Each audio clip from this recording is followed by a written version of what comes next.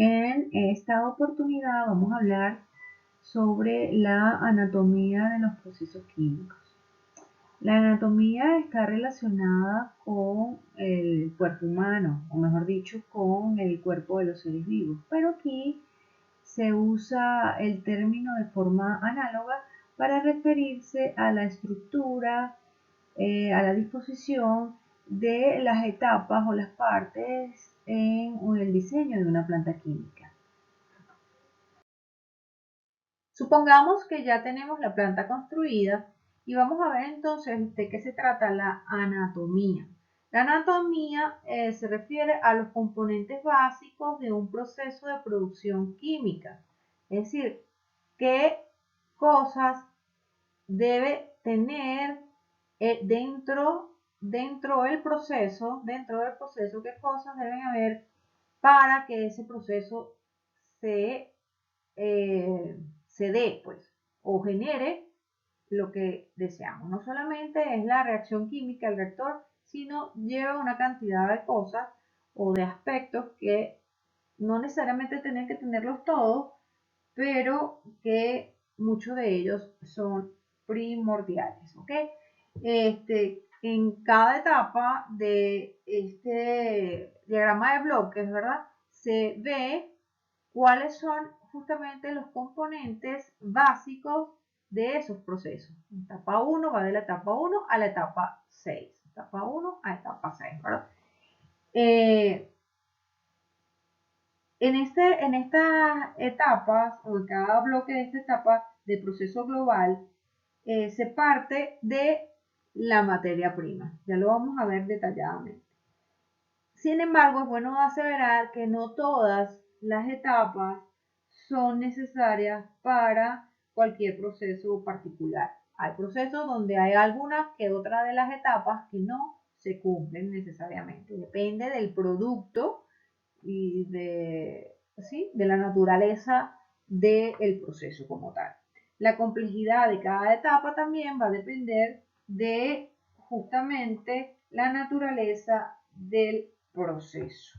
¿Okay? Entonces, bueno, vamos a ver, como les decía, el almacenamiento de materia prima como etapa número 1. En esta etapa, el almacenamiento se debe hacer para tener una provisión para algunos días o semanas, dependiendo del tipo de materia prima. Si es una materia prima que se degrada con el tiempo, entonces solamente se va a proveer para algunos días.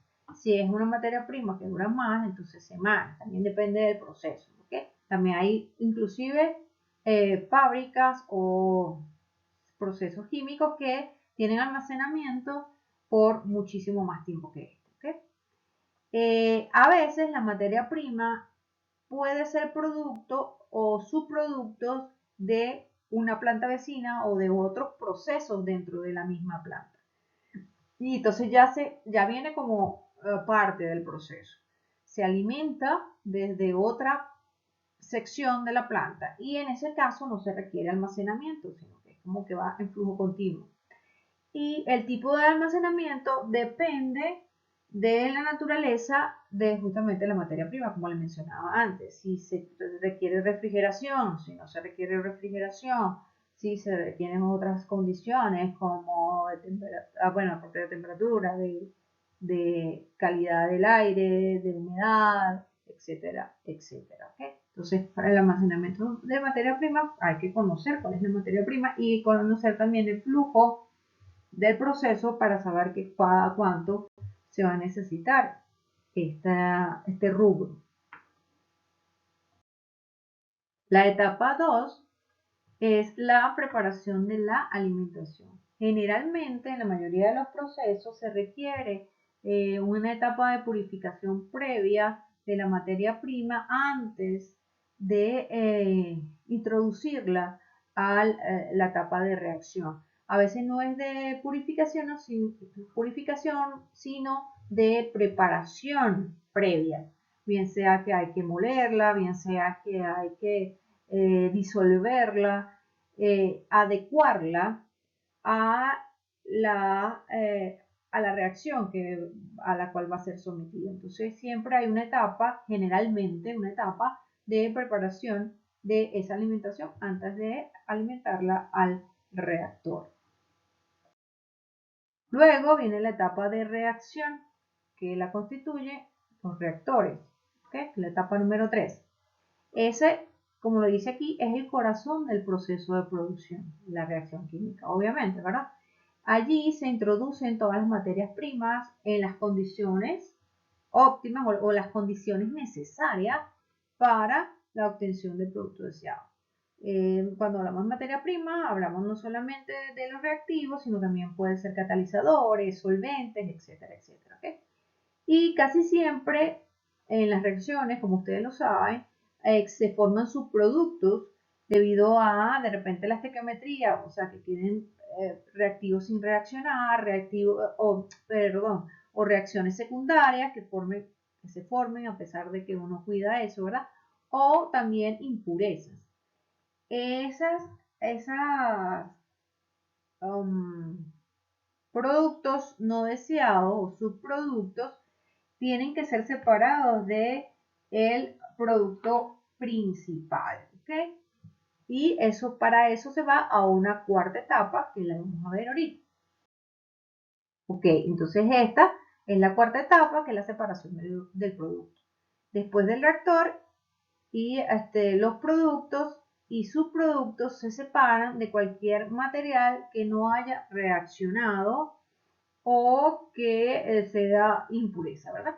A veces el material que no ha reaccionado se vuelve a recircular. Aquí lo vemos chiquitico en el diagrama, es el mismo diagrama que venimos manejando desde antes, ¿no?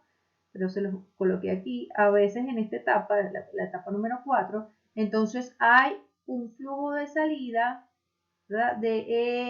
Cuando se hace esa separación, entonces de todo el material que no ha reaccionado se devuelve y se recircula a la etapa antes de entrar a la etapa de preparación de alimentación, para volver a alimentar esos material que no ha reaccionado al reactor y así optimizar el proceso como tal. También aquí vemos que salen, ¿okay?, los subproductos que pueden ir a otras etapas de purificación o, quién sabe, neutralización, etcétera. Y luego van a la etapa número 5, que la vamos a ver a continuación, que son los productos. ¿Okay? Van a una etapa de purificación. En la etapa de purificación, entonces, los productos generalmente necesitan purificarse, ¿okay? Para estar con las especificaciones que se requieren para la venta del producto. ¿Okay? También los subproductos se pueden, si ven que es económicamente rentable, se pueden purificar y también vender, ¿okay? Que es esta corriente que ven acá arriba. Y después por aquí se sacan los residuos que finalmente, generalmente en las empresas grandes, buscan la manera de incorporar estos residuos para hacer cerrar este ciclo y no dejar esto así abierto, ¿ok? Es decir, reutilizarlo, pasarlos a otras empresas que lo utilicen para otras cosas, etcétera, etcétera, ¿ok? Y luego de ello, vamos a una etapa número 6, que la etapa número 6 se refiere a el almacenamiento. El almacenamiento también tiene sus características que son importantes. Aquí se requiere de un inventario de producto terminado para ajustar la producción a las ventas. Es decir, que el flujo de obtención de producto debe ser tal de que en el almacenamiento se tenga una cantidad necesaria para las ventas. Es decir, no puede ser muy alto, cosa de que quede el producto ahí sin vender en mucho tiempo. Sobre todo también hay que tomar el tiempo de vida útil, el vencimiento de los productos. Entonces no se puede producir un montón que se vaya a vencer en 10 meses y resulta que tú lo vas a vender en 2 años. Entonces eso no tiene sentido, ¿verdad? Y también el caso contrario, que vayas a producir muy poco y no satisfaga la demanda. Entonces es importante tomar en cuenta eso para el almacenamiento. También se requiere que el almacenamiento sea tal que haya una provisión necesaria para el envasado y el transporte. Recuerden que las máquinas de envasado y de